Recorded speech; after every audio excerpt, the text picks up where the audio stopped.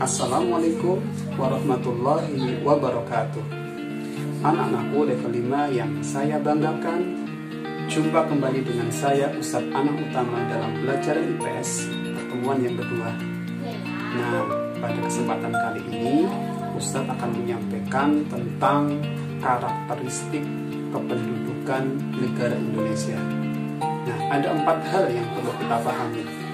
Yang pertama, bahwa jumlah penduduk Indonesia semakin tahun semakin bertambah jumlahnya. Sehingga kalau kita melihat program pemerintah yang bernama sensus penduduk yang dilakukan oleh pemerintah setiap 10 tahun sekali, maka terlihat bahwa setiap 10 tahun jumlah penduduk selalu mengalami penambahan. Nah, dalam hal ini Ustadz membawa sebuah data.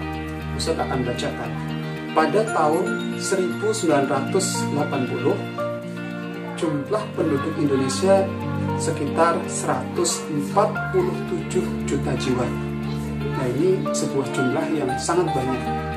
Kemudian pada tahun 1990, hasil sensus menunjukkan jumlah penduduk meningkat menjadi 179 juta jiwa.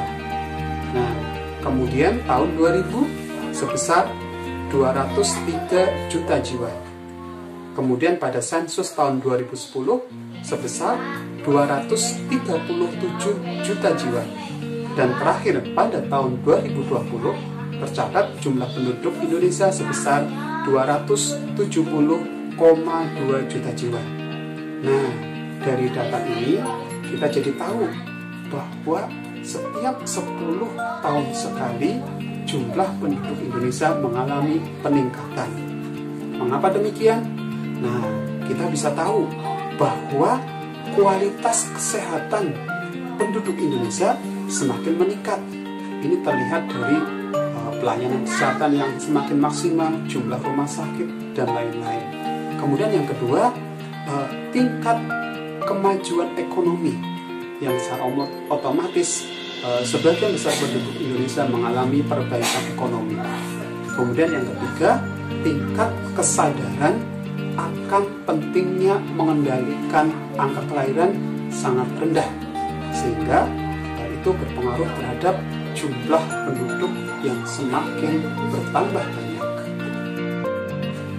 Karakteristik kependudukan yang kedua, bahwa jumlah penduduk Indonesia sebagian besar pemuda. Nah, anak-anakku, ini menunjukkan bahwa tenaga kerja di Indonesia tersedia cukup banyak. Namun demikian, ini memberikan dampak negatif, yaitu negara harus menyediakan banyak lapangan pekerjaan. Nah, ketika lapangan pekerjaan tidak tersedia dengan cukup, maka kriminalitas kejahatan akan meningkat. Anak-anakku semua, karakteristik yang ketiga adalah bahwa jumlah penduduk Indonesia sebagian besar tinggal di pedesaan. Nah, kalian tentu tahu bahwa wilayah pedesaan sebagian besar berupa pertanian. Nah, ini menunjukkan bahwa sebagian besar penduduk Indonesia bekerja dalam bidang pertanian. Nah, wilayah pedesaan jika dihitung seluruh Indonesia akan lebih luas dibanding wilayah perkotaan.